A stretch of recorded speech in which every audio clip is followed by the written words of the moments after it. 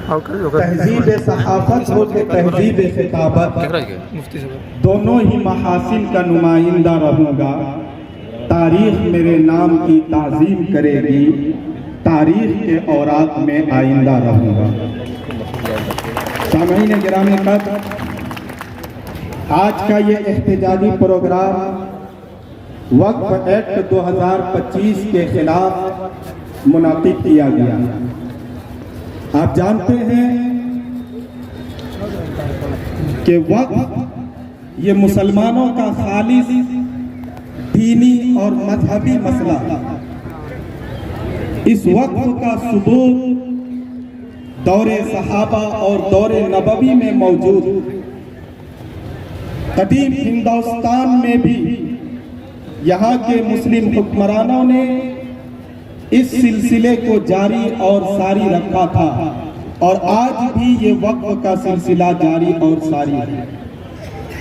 इस दरमियान में कई किस्म के हालात आए। जब 1857 ईस्वी में अंग्रेज हुकूमत इस मुल्क पर काबिज हुई तो उन्होंने सरकारी संपत्तियों को पर कब्जा करने के साथ साथ वक्फ के अमलाक पर भी उन्होंने कब्जा किया था। लेकिन उस वक्त के गयूर मुसलमानों ने अंग्रेजों के खिलाफ आवाज बुलंद किया, अंग्रेजों को झुकना पड़ा और उनको अपने फैसले को वापस लेना पड़ा। ठीक इसी तरीके से आजाद हिंदुस्तान के बाद भी कई मर्तबा वक्फ एक्ट के अंदर तरमीमें की गई, लेकिन वक्फ तरमीमी एक्ट 2025 में जिस तरीके से तरमीम की गई है वो तारीख का एक अलमनाक बाब है। इस वक्फ के अंदर हुकूमत ने वक्फ के इंतजाम और इंसराम को कंट्रोल करने के लिए और मुस्लिम औकाफ की जायदाद को हड़पने के लिए और उनको तबाह व बर्बाद करने के लिए इस एक्ट को उन्होंने तरतीब दिया। ये एक्ट दस्तूर हिंद के बुनियादी हुकूक दफा 14, 15 और 26 से मुतसादिम है और मुसलमानों के लिए इंतहाई संगीन और खतरनाक कानून है। हम मुसलमान आज के इस एहतजाज के जरिए ये पैगाम देने की कोशिश करते हैं कि हम इस वक्फ एक्ट कानून को किसी भी कीमत पर बर्दाश्त करने के लिए तैयार नहीं हैं।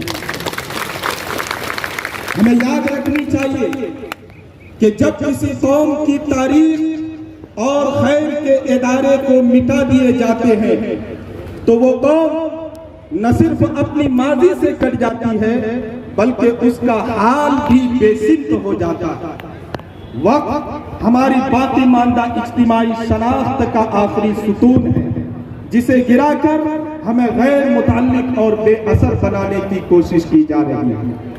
इसलिए हम हुकूमत वक्त से मुतालबा करते हैं कि इस वक्फ एक्ट को मुस्तरद करके मुसलमानों के फलाह व बहबूद के लिए जो जायदाद है उनको मुनज़्ज़म करके मुसलमानों को सुपुर्द किया जाए ताकि जो वक्त बहुत दिनों से कभी मुस्लिम दलित लोगों को पानी पिलाया करता था कुएं की शक्ल में, बनारस के तालिबे इल्म को इस वक्त की आमदनी से वज़ाइफ दिए जाते थे, मुख्तलिफ स्कूल और कॉलेज कायम किए जाते थे।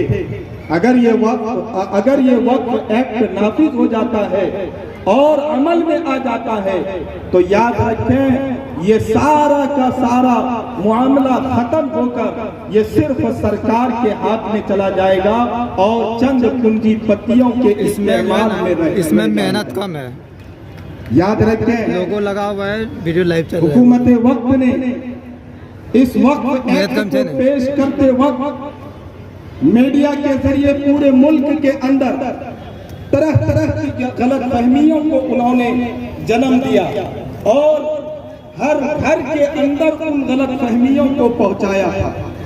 उन गलत फहमियों में से एक गलत फहमी ये है कि जो मौजूदा वक्फ बोर्ड है वो किसी निजी या सरकारी जायदाद को वक्फ के तौर पर दावा करता है तो वो जायदाद वक्फ बोर्ड की बन जाती है। इसको मीडिया के अंदर और रील के जरिए पूरे मुल्क के अवाम को और उनके जहन को खराब करने के लिए इसको बड़े पैमाने पर फैलाया जा रहा है। हालांकि हकीकत ये है कि ये सिर्फ एक मनगढ़ंत बात है, हकीकत से इसका कोई वास्ता नहीं है।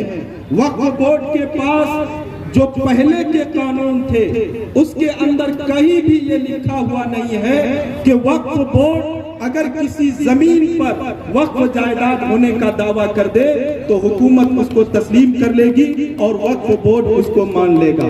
ऐसा कहीं नहीं है। इसी तरीके से दूसरी गलत फहमी ये फैलाई गई कि वक्फ ट्रिब्यूनल का हुक्म हतमी होता है और अगर वो कोई फैसला कर दे तो इसके खिलाफ हाई कोर्ट और सुप्रीम कोर्ट में हम चैलेंज नहीं कर सकते। ये भी सरासर गलत है। बहुत सारे ऐसे वक्फ के मामलात हैं जिनको हाई कोर्ट ने और सुप्रीम कोर्ट ने तब्दील कर दिया।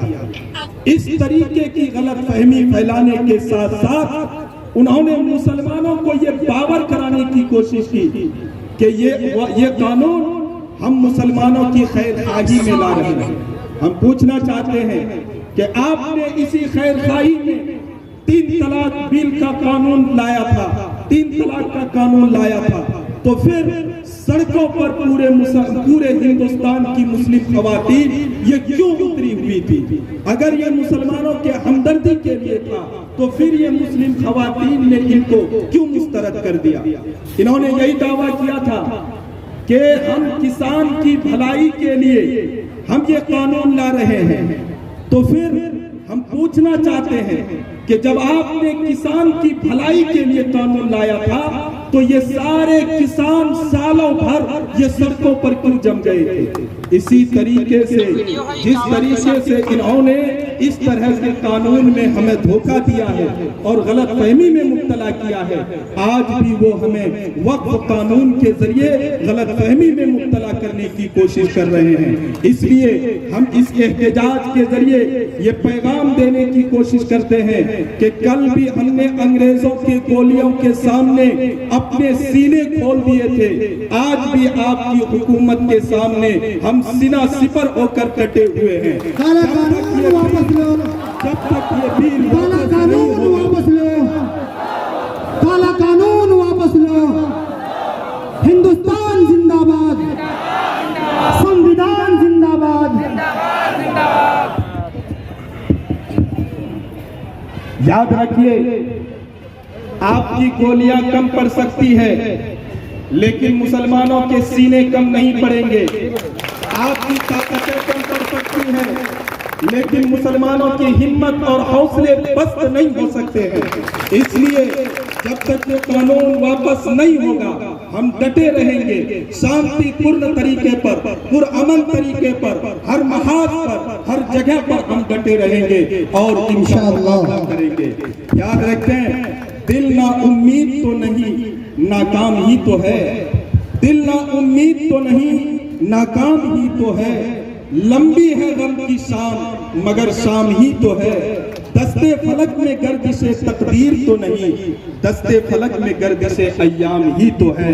हुकूमत वक्त से हम मुतालबा करते हैं कि इस वाला कानून को रिजेक्ट करके वक्फ की हैसियत को बहाल करे, वक्फ की मिल्कियत और वक्फ को जो ताकत थी उस ताकत को बहाल करने की कोशिश करे। मैं इन्हीं चंद बात के साथ अपनी बात को खत्म करता हूँ। वाखिरु दावाना अल्हम्दुलिल्लाहि रब्बिल आलमीन। जय हिंदुस्तान, जय संविधान। बहुत अहम गोशों पे रोशनी डाली है, लेकिन मैं मजबूर हूँ कि वक्त की कमी है और वक्ता और मुकर्रिन की फहरिस्त लंबी है। हमारे बीच में इमारत शरिया के नायब काजी भी तशरीफ फरमा है, जिनकी तफसीली बात तहफ़्फ़ुज़ औक़ाफ़ से मुताल्लिक़ होनी है। हर गोशे पे हजरत वाला अपनी बातों को रखेंगे कि कहाँ कमी है, हमें क्या करना चाहिए, और इमारत शरिया के हयात बख्श पैगामात भी हम सबको नवाजेंगे इंशाअल्लाह।